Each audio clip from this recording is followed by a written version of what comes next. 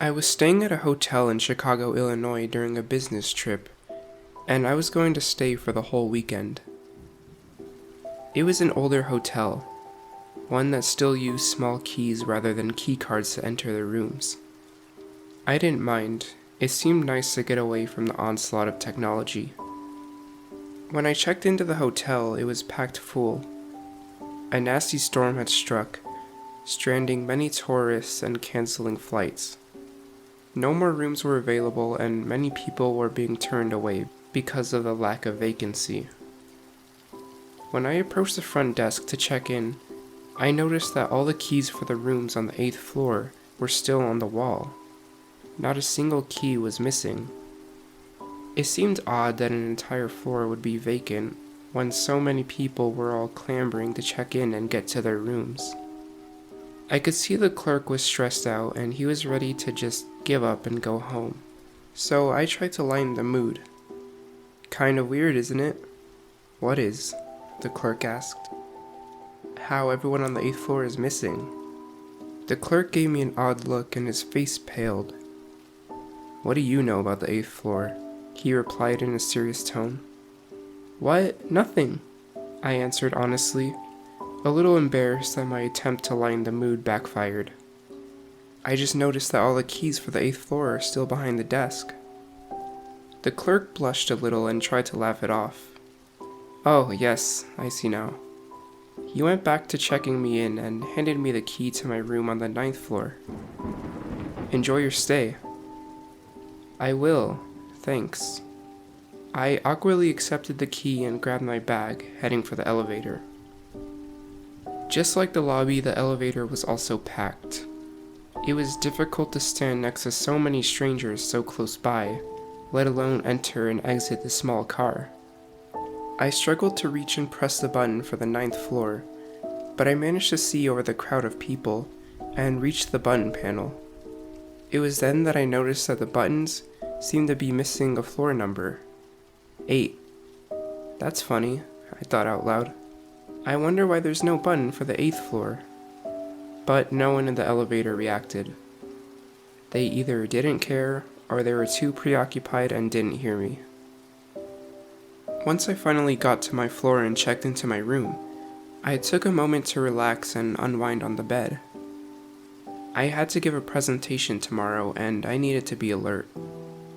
I decided to go to bed early that night and to practice my speech a few times to make sure I sounded confident.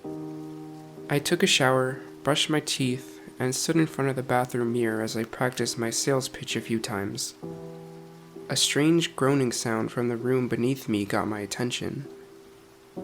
It sounded like there was a man in pain or upset. I ignored it and continued to practice my speech. The groaning from the lower floor continued on, getting louder and louder by the minute. Angrily, I stomped on the floor as hard as I could and shouted, "Hey buddy, are you okay?" There was no response. The groaning stopped. Satisfied that the man realized he was making too much noise, I continued to practice my speech. Just as I finished the first half of my speech, the groaning began again. But this time, it was much louder and angry. If this was going to go on all night, there was no way I'd be prepared for my presentation tomorrow. I knocked on my neighbor's door and was greeted with a grumpy response from a young woman and her new husband.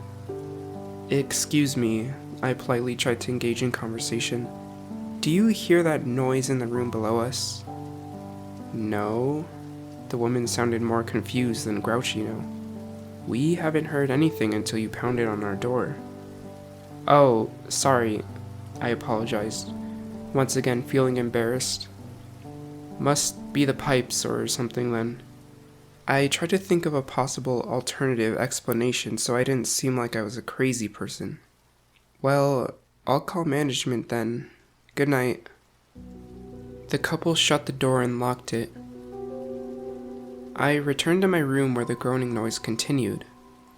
I picked up the phone on the small table next to the bed and called the front desk to complain about the noise.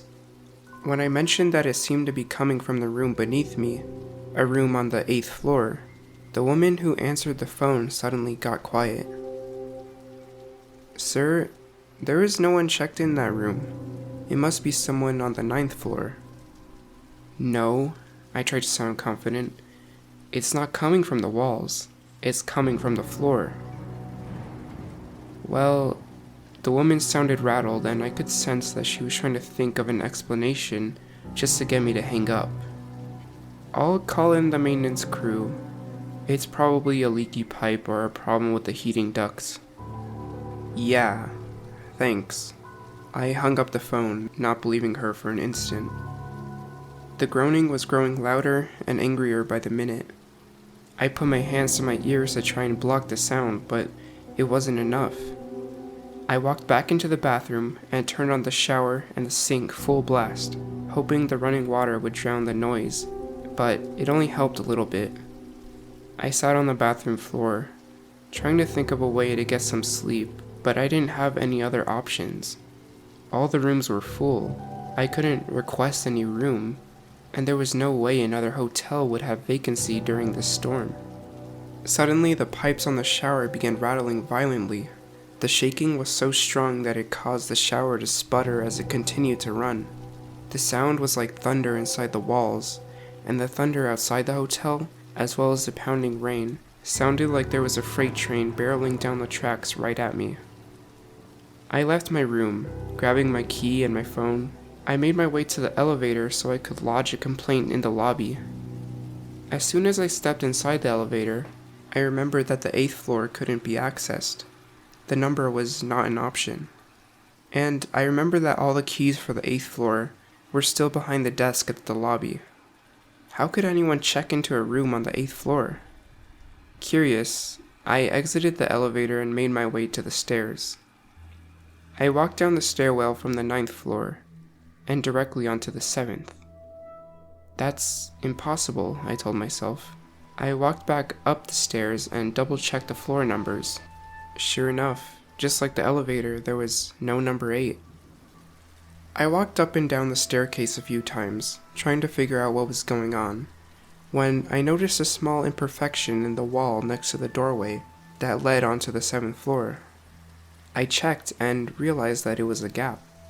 The gap was between a hidden door and its doorframe. Using my fingertips, I pried the door open and found a small staircase leading back up one flight, up to the otherwise non-existent 8th floor. It was dark and dusty, like no one had used this passageway in years. I used the screen on my phone to light my way as I made my way up through the secret stairs. There was another door at the top of the stairs. It wasn't sealed away or hidden. It was easily accessible. The door was numbered 8. Opening the door, I found myself on the 8th floor and alone. I could just feel it. There was no one else on the floor with me. It was dark in the long hallway. Not even the exit signs were lit up. I continued to use my phone as I walked down the hallway, checking each door as I passed. They were all locked, that is, except for one door. The unlocked door was for the room directly beneath mine. I knocked once, just to make sure no one was secretly checked into the room, but no one replied. I opened the door, still trying to figure out why this door was unlocked, and found myself standing in a room that mirrored my own perfectly. The lights didn't work. I tried the switch a few times, but there was no power on this floor. "Hello?" I called out into the room. Is anyone in here?" Still no response. I went over to the phone and picked it up, but the line was dead. The amount of dust and cobwebs told me that no one was in this room, and no one had been for quite some time. But I still felt compelled to look around. I opened the door to the bathroom and was taken aback by what I saw in the room. There was a bathtub in the room, unlike mine which had a shower, and the tub was full of water. The water was at the top of the tub, threatening to spill over at any moment. I stepped closer, still using my phone to light my way, when I noticed a dark figure in the tub. It looked like a man, a dead man. Shining my phone over the tub, I stared down into the still water, as if in a trance, trying to look at the man's face. As my senses were slowly coming back to me, the man's eyes opened, and he looked directly at me. I fell back onto the floor, dropping my phone and losing my light. A splashing sound came from the tub, and I could feel cold water spilling onto the floor, soaking into my clothes. The sound of a heavy, wet footstep exited the tub. The second footstep was all the motivation I needed to get up and run. I bolted from the room, not caring about my phone or who the man was, and ran down the hall back to the door from where I entered. I ran down the stairs, all the way down into the lobby, and didn't stop until I collided with the desk. Breathlessly, I tried to tell the clerk what I had seen and that we needed to call the police. The clerk, who looked scared, not so much because there was a dead body in the hotel, but more like he was afraid of getting fired, escorted me to the manager's office behind the desk. "Sir," the clerk tried to sound calm and reassuring. "What did you see exactly?" I told him what I had seen and what I had heard. I showed him the wet spots on my clothes where the tub's water splashed on me. I didn't care if I got arrested for trespassing or for causing a disturbance. I had to tell someone what happened. The clerk listened intently to my story, not blinking, not looking away. When I finished, he got up and walked over to a large file cabinet. He opened an unmarked drawer and began thumbing through an extensive collection of files. Pulling a file from the drawer, he opened it and pulled out a very old newspaper article. "Is this the man you saw?" he asked as he handed me the article. I looked at the clipping and felt my stomach drop. It was him. That was the man. The clerk sat down across from me and smiled a little. "You're not the first to see him." That was not the reaction I was expecting. "Read the article. It should help clear things up." The article told the story of a man who had gone away on business and returned home to discover that his pregnant wife had been cheating on him and that the baby wasn't his. Heartbroken and betrayed, the man checked into a hotel and never left his room. He was heard crying and wailing in heartbreak for 3 days before he finally stopped. When the maid entered his room to clean, she found his body in the bathtub. He had taken his own life, drowning himself after ingesting many sleeping pills. "Is this why you don't let anyone check in on the 8th floor? Because of him?" I asked, feeling more at ease knowing that I wasn't crazy. "No," the clerk admitted. "He's only one of the reasons we don't let anyone check in on the 8th floor." What do you mean?" The clerk just smiled again.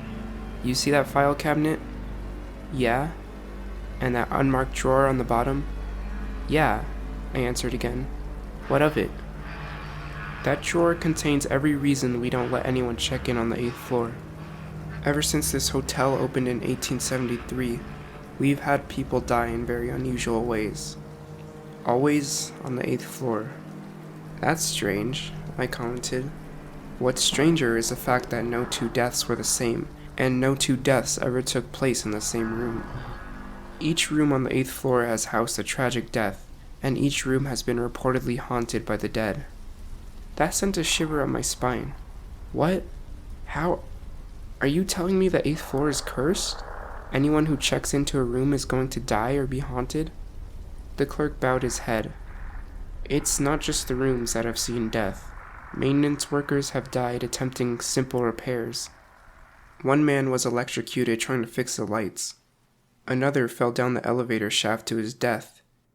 A maid was found dead, hanging by her neck at the end of the hallway." I sat in transfixed fear at the story the clerk had just told me, and I didn't want to believe it. "But shouldn't we call the police? I saw a body." "Everyone does," the clerk explained. "Even the police have seen the bodies, but have never been able to explain the situations." I didn't know what to do. It was late, I was exhausted, and I didn't want to cause any more disturbances. Reluctantly, I returned to my room. I took the elevator and held my breath as the car passed by the sealed-off 8th floor. As I approached my room, I saw something on the wet floor outside of my door. It was my phone.